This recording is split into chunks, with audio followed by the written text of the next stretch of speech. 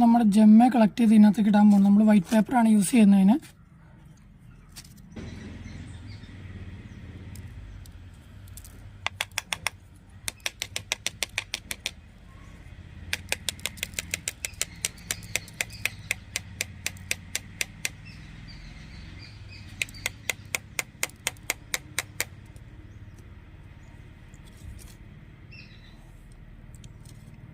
നമ്മുടെ മെച്ചുവറായിട്ടുള്ള ജെമ്മയൊക്കെ നമ്മൾ അതിനകത്ത് നിന്ന് കളക്ട് ചെയ്തെടുത്തിട്ടുണ്ട്. ജസ്റ്റ് ടച്ച് ചെയ്താൽ മതി ഇതിനകത്ത് നമ്മുടെ ജെമ്മയ്ക്കകത്തേക്ക്.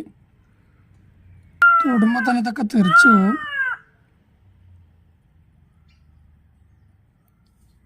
ജെമ്മ എല്ലാം പോയിക്കണത് ഇങ്ങനെ ഇരിക്കും വെളുത്തിട്ട്.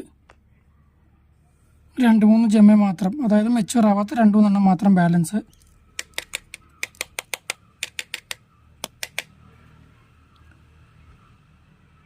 നമ്മൾ പേപ്പറിൽ കണ്ട ഗ്രീൻ കളർ ഡോട്ട് ഡോട്ടായിട്ട് കാണുന്നത് അതാണ് ജെമ്മ്.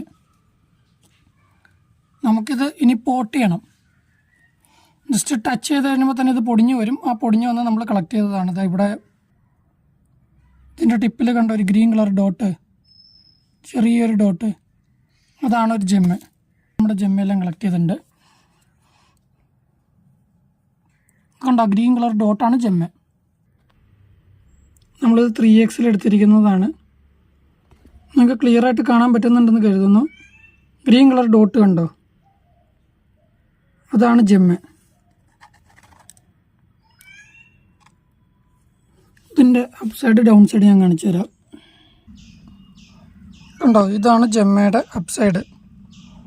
ഓരോ ജെമ്മയ്ക്കകത്ത് ആ ഗ്രീൻ കളർ ഡോട്ട് ഉണ്ടോ സൈഡിൽ, ആ ലീഫ് ഷേപ്പിൻ്റെ ആ നടുക്ക് വെച്ചിട്ടായിട്ടോ കാരണം ഗ്രീൻ ഡോട്ടാണ്. ആ ഡോട്ടിന് അതിൻ്റെ മുള പൊട്ടി വരാൻ പോകുന്നത്. ഈ ഡോട്ട് നമ്മുടെ വിത്ത് മുളച്ച് വരുന്നില്ല, അതുപോലെ ഇതിൽ നിന്ന് ചെറിയൊരു തലയും അറ്റത്തുനിന്നൊരു വേരും മുളച്ച് വരും. അങ്ങനെയാണ് ഇതൊരു പുതിയ തൈയാവുന്നത്. ഇതേമാതിരി ഈ താഴെ കിടക്കുന്ന ഓരോ ജെമ്മയും ഓരോ തൈകളായിട്ട് പിന്നെ മുളച്ച് വരുന്നതായിരിക്കും.